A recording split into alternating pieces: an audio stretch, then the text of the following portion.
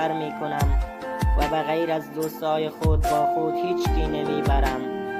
بعد از من مراقب دلهای مردمانم باشید که هیچگاه نشکنند و به آنان بگویید و گوشزد کنید که یکدیگر را دوست بدارند و با هم عشق بورزند، حرمت همدیالگی یکدیگر را نگه دارند و پیمان برادری خود را هیچگاه نشکنند.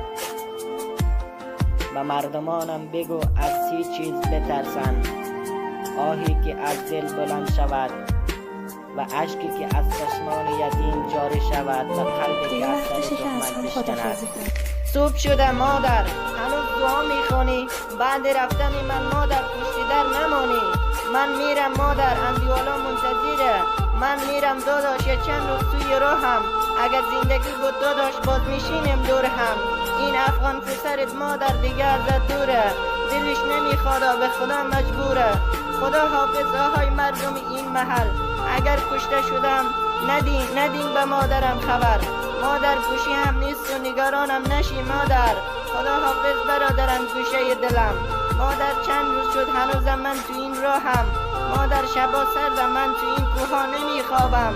مادر هرچی میرم جلو آبادی نمیبینم. مادر افتادم زمین و کسی دستما نمیگیره. مادر نگو کی دلت برام تنگه، اینقدر دلتنگ خونم که خدا میدونه. مادر دعا کن وطن خودم آرامیشه، آخه تا کی باید هم وطن من مهاجر شه.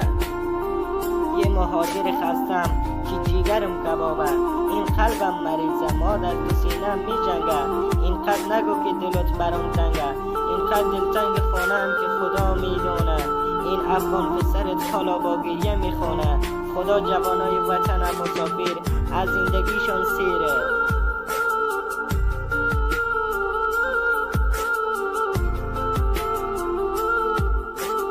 مسافر میشویم با ملک مردم، روز مروز خدایا زیاد دردم.